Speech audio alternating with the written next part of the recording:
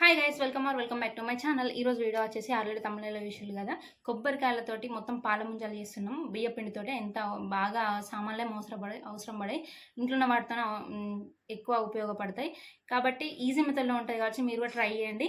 చాలా నాకైతే నచ్చినాయి. నేను ఫస్ట్ టైం అది చేయడం కూడా తినడం కూడా నేను కూడా యూట్యూబ్లో చూసి దీన్ని ట్రై చేసిన. నాకైతే చాలా బాగా నచ్చినాయి. మా హస్బెండ్ కూడా తిని చాలా బాగున్నాయి అని చెప్పిండు. వీడియో నచ్చితే కనుక ఖచ్చితంగా లైక్ చేయండి, షేర్ చేయండి, సబ్స్క్రైబ్ చేయండి. లైక్ చేస్తే ఇంకొంచెం మందికి పోతుంది నా వీడియో. అట్లా మన వీడియో కొంచెం గ్రోత్ అవుతుంది. సో లైక్ చేయండి ఖచ్చితంగా, అట్లనే సబ్స్క్రైబ్ చేయండి. లెట్స్ గెట్ ఇన్ టు పాల ముంజలు చేసుకోవడానికి ముందైతే 2 కొబ్బరికాయలను ఇట్లా కోసుకొని పెట్టుకోండి. దాన్ని మిక్సీ పట్టుకోండి. ఇప్పుడు నేను కప్పు కొలత కూడా చెప్తా అది ఎట్లా చేసుకోవాలని. నేనైతే ముందైతే ఫస్ట్ 2 కొబ్బరికాయలు తీసుకున్నా, అది కూడా మీకు చెప్పాలని నేను చెప్తున్నా. ఫస్ట్ మిక్సీ పట్టుకోండి కొబ్బరి ముక్కలన్నిటిని. 1 కప్పు కొబ్బరి ముక్కల పొడి, మొత్తం కొబ్బరి పొడి వస్తుంది.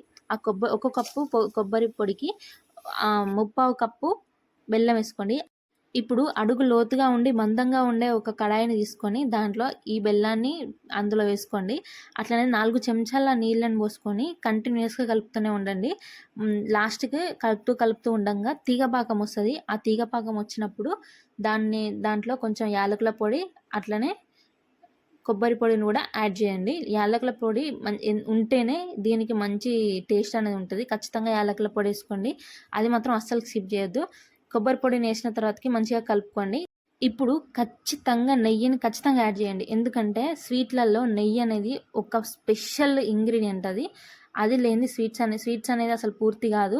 స్వీట్స్లో ఖచ్చితంగా నెయ్యి వేయాలి. ఇందులో కూడా నెయ్యి ఖచ్చితంగా వేసుకోండి.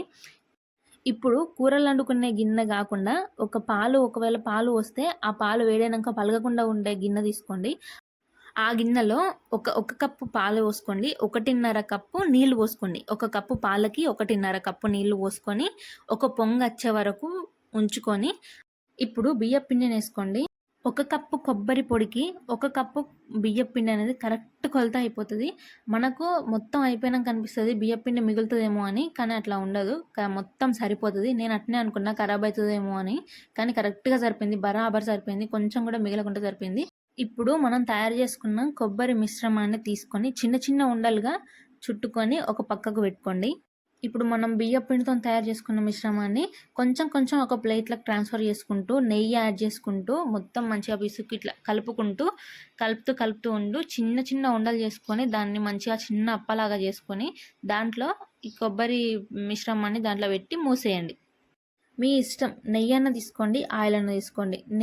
నెయ్యితో అయితే చాలా బాగుంటుందని నా ఫీలింగ్. అది టేస్ట్ మంచిగా ఉంటుంది. నేనైతే ఆయిల్ తీసుకున్నాను, ఎందుకంటే నా దగ్గర నెయ్యి సరిపోయినంత లేదు. ఇప్పుడు మీరు చూసిల్లు కదా, అంత చిన్న చిన్న అప్పాలు చేసుకొని దానిపైన కొబ్బరి మిశ్రమాన్ని పెట్టి దాన్ని ఇప్పుడు నేను చూపిస్తున్న విధంగా మూసేయండి. మీరు కొంచెం గట్టిగా ఒత్తినా ఎట్లా చేసినా కూడా అది పలిగిపోతుంది. ఇట్లా పగులు లేకుండా మంచిగా అన్నిటినీ ఉండలుగా చుట్టుకొని పెట్టుకోండి. ఇప్పుడు ఒక కడాయిని తీసుకొని పొయ్యి మీద పెట్టుకొని పొయ్యి వెలిగించండి. తర్వాత డీప్ ఫ్రైకి సరిపడినంత ఆయిల్ పోసి దాన్ని మంచిగా వేడవనివ్వండి. వేడైన తర్వాతకి మెల్లిగా మనం చేసుకున్న పాల ముంజల్ని తీసుకొని దాంట్లో వేయండి.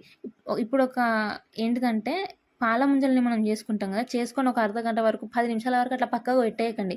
చేసుకున్న ఎంబటెంబటే అందులో వేస్తే బెటర్. లేకపోతే అది పెట్టుడుకు అది పలిగిపోయి దాంట్లో ఉన్న కొబ్బరి పానకం మొత్తం బయటికి వస్తుంది. దాంట్లో ఉన్న స్వీట్ అంతా బయటికి వెళ్ళిపోతుంది.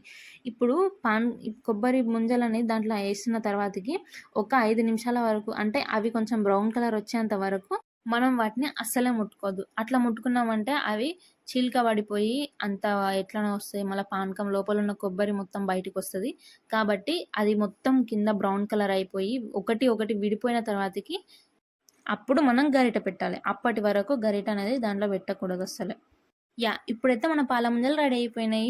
నేను పాల ముంజలు అన్నీ ఒక ఫోటో తీసి పెడదాం అనుకున్నా, అన్నీ తిన్నాక గుర్తొచ్చింది. ఈ వీడియో నచ్చితే ఖచ్చితంగా లైక్ చేయండి, షేర్ చేయండి, సబ్స్క్రైబ్ చేయండి.